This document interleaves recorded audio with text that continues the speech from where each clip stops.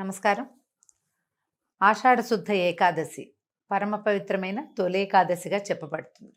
సాధారణంగా ఏకాదశి తిథే అద్భుతమైన తిథి, విష్ణు ప్రీతికరమైన తిథిగా చెప్పుకుంటాం.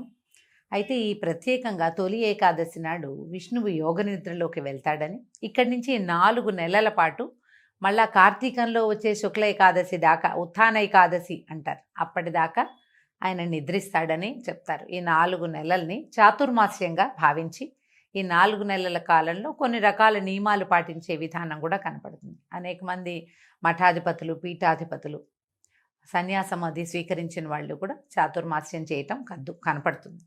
సంసారులు కూడా, సాధారణమైన వాళ్ళు కూడా చాతుర్మాస్య దీక్ష పెద్దవాళ్ళు దీక్ష తీసుకుంటారు. అది ఇక్కడి నుంచి మొదలు ప్రతి నెల ఒక్కొక్క వస్తువుని వ్యర్థ పదార్థంగా తీసి పక్కకు పెడతారు. వాళ్ళ పద్ధతి ప్రకారం చేసుకోవచ్చు. అయితే ఈ చాతుర్మాస్యంగా చెప్పబడే 4 నెలల కాలంలోనూ విష్ణుదేవుడు, మహావిష్ణువు పాతాళంలో ఉన్నటువంటి బలిచక్రవర్తి వద్దకి వెళ్తాడని ఇలాంటి ఒక కథనం కూడా కనిపిస్తుంది. మధ్యలో ఆయన పక్కకి తిరిగి పడుకుంటాడు. ఇప్పుడు యోగ నిద్రలో ఉన్న విష్ణువు పరివర్తన ఏకాదశిగా చెప్తారు, పక్కకి తిరిగిన ఏకాదశి కూడా ప్రత్యేకంగా. అయితే ఈ ఏకాదశిలో మొదటిగా తొలి ఏకాదశిగా చెప్పబడే ఈ ఏకాదశి రోజున పేలపిండిని విష్ణువుకి నివేదన చేస్తారు. పేలపిండి పంచిపెట్టచ్చు, చాలా విశేషమైన దానంగా పరిగణించబడుతుంది. ప్రసాదంగా ఇవ్వచ్చు, దానంగా ఇవ్వచ్చు. ఈ తొలి ఏకాదశి రోజున అన్నం పూర్తిగా నిషేధం, మాంసాహారం నిషేధమే. ఆ తర్వాత ఒకవేళ ఏదైనా అనారోగ్యంగా ఉండి ఆహారం విసర్జన చేయలేము, ఉపవాసం చేయలేని వాళ్ళు సాత్వికమైన ఆహారం ఏదైనా తీసుకోవచ్చు. ఉల్లి, వెల్లుల్లి అలాంటివి తీసుకోకూడదని చెప్తారు. అయితే ఏకాదశి సాధారణంగా మనం అందరూ ప్రతి ఏకాదశికి ఉండేటట్టుగానే ఈ తొలి ఏకాదశి నాడు కూడా ఆ రోజంతా ఉపవాసం ఉండటం, పగలు నిద్రించకూడదు, రోజంతా విష్ణునామస్మరణలో ఉండాలి, ఎక్కువగా నామపారాయణ చేసుకుంటే మంచిది. మళ్ళీ మర్నాడు ఉదయం ద్వాదశి సమయం దాటకుండానే పారణ చేయటం, ఎవరికైనా బ్రాహ్మణ భోజనం ఇవ్వటం, బ్రాహ్మణులకి భోజనం పెట్టడం, లేదా మోయిని ఇవ్వటం, పొత్తర్లు ఇస్తామంటారు, అలాంటిది ఏదైనా ఇవ్వచ్చు. ఇచ్చి తాము భోజనం చేస్తే తొలి ఏకాదశి వ్రతం పూర్తవుతుంది. ఈ తొలి ఏకాదశిని శయనేకాదశిగా కూడా చెప్తారు. విష్ణుమూర్తి నిద్రపోతారు కాబట్టి, ఇక్కడి నుంచి నిద్ర మొదలు కాబట్టి. అయితే ఇప్పటి నుంచే మనకి కొద్ది రోజులు, ఒక 10 రోజుల తర్వాత ఇంచుమించుగా దీనికి దగ్గరలోనే ఉత్తరాయణ కాలం వెళ్ళిపోయి దక్షిణాయనం మొదలవుతుంది. ఉపాసనా కాలంగా చెప్తారు. దేవతల నిద్రాకాలమని, ఇప్పుడు తప్పకుండా ఉపాసనలు పెంచాలని, పండగలు చాలా వస్తాయి చూడండి. ఈ తొలి ఏకాదశి తర్వాత క్రమంగా మనకేముంది, ఆషాఢం వెళ్ళిపోతే శ్రావణం వస్తే అన్ని పూజలు. భాద్రపదంలో 10 రోజులేమో మనం గణపతికి పూజ చేసుకుంటాం. పౌర్ణమి గడిచి గణపతిని పంపించంగానే పితృ అమావాస్యలు అవి వచ్చేస్తాయి, పితృపక్షాలు వస్తాయి, మహాలయ పక్షాలుగా చెప్పబడతాయి. పితృపక్షాలు చేస్తాం. పితృపక్షాలు భాద్రపదం వెళ్ళంగానే ఆశ్వీజ మాసం వస్తుంది. 10-12 రోజులు అమ్మవారిని సేవిస్తాం.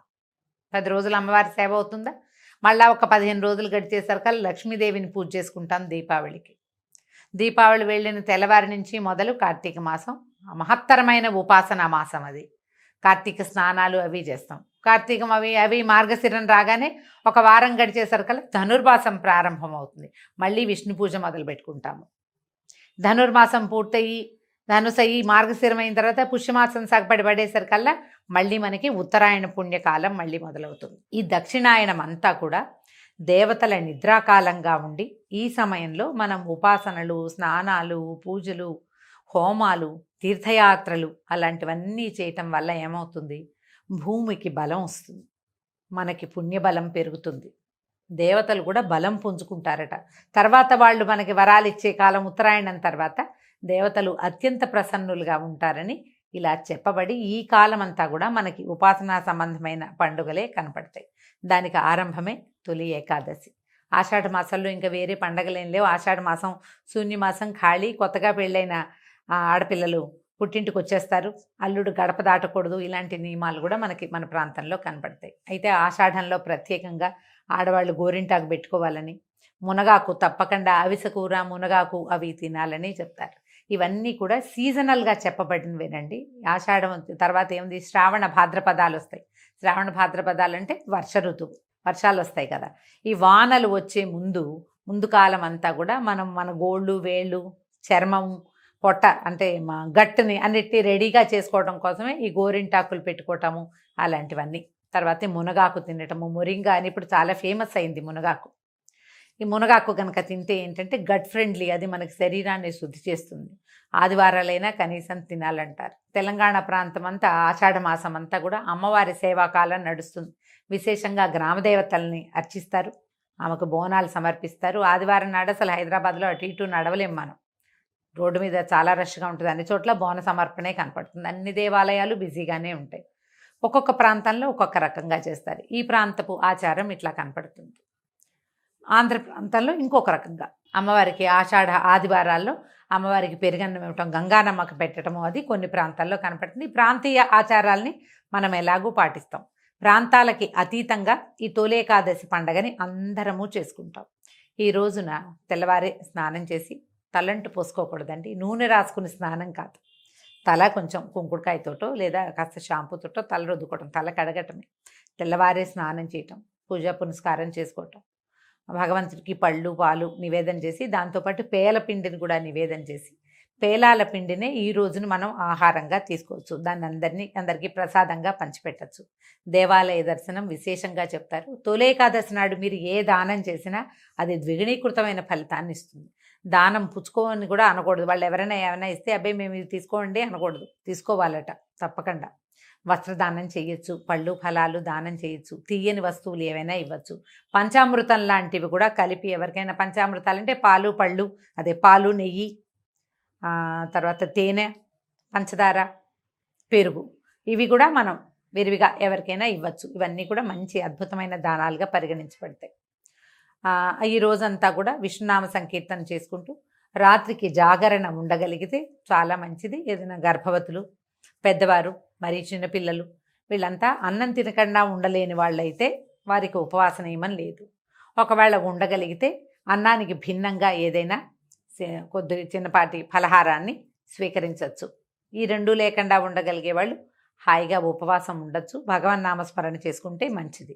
ఈ పరమ పవిత్రమైన తొలేకాదశి రోజున దుర్భాషలు ఆడకూడదు, ఇతరులని నిందించకూడదు, గొడవలకి కొట్లాటలకి దిగకూడదు. ఇది ప్రధానమైన నియమం. మీరు ప్రశాంతంగా ఉండి ప్రపంచాన్ని ప్రశాంతంగా ఉండనివ్వాలి. మర్నాడు ఉదయం పొద్దునే మళ్ళీ స్నానం చేసి దేవతార్చన చేసుకుని వంట చేసుకుని స్వామికి నివేదన చేసి ఎవరికైనా భోజనం పెట్టి మనం కూడా భోజనం చేయగలిగితే మంచిది. దక్షిణ తాంబూలాదులతో బ్రాహ్మణ్ణి సత్కరిస్తే మరీ మంచిది. ఇది సంవత్సరానికి ఒకసారి వచ్చేదే. ఈ మనం మామూలుగా చెప్పుకునే ఏకాదశుల్లో ప్రత్యేకంగా ఈ ఒకరోజు ఉపవాసం ఉన్నా చాలు 24 ఏకాదశులు వస్తాయి మనకి సంవత్సరానికి. అవన్నీ చేయలేము. ఈ ప్రఖ్యాతమైన ప్రత్యేకత ఇది, స్వామివారు ఈ రోజున యోగ నిద్రలోకి వెళ్తాడు కాబట్టి ఈ రోజున అయినా సరే మనం ఉపవాసం చేయగలిగితే మంచిది. ఒకవేళ ఉపవాసం ఉండలేని వారు కనీసం మాంసాహారం తీసుకోకుండా అయినా ఉండగలిగితే మంచిది. భగవన్ నామస్మరణ చేసుకోండి, విశేషమైన ఫలితం లభిస్తుంది.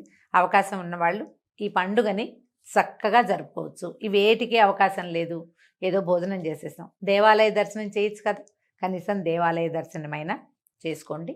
విష్ణునామ సంకీర్తనతోటి ఈ తొలి ఏకాదశి పండుగని చక్కగా జరుపుకుందాం. నమస్కారం.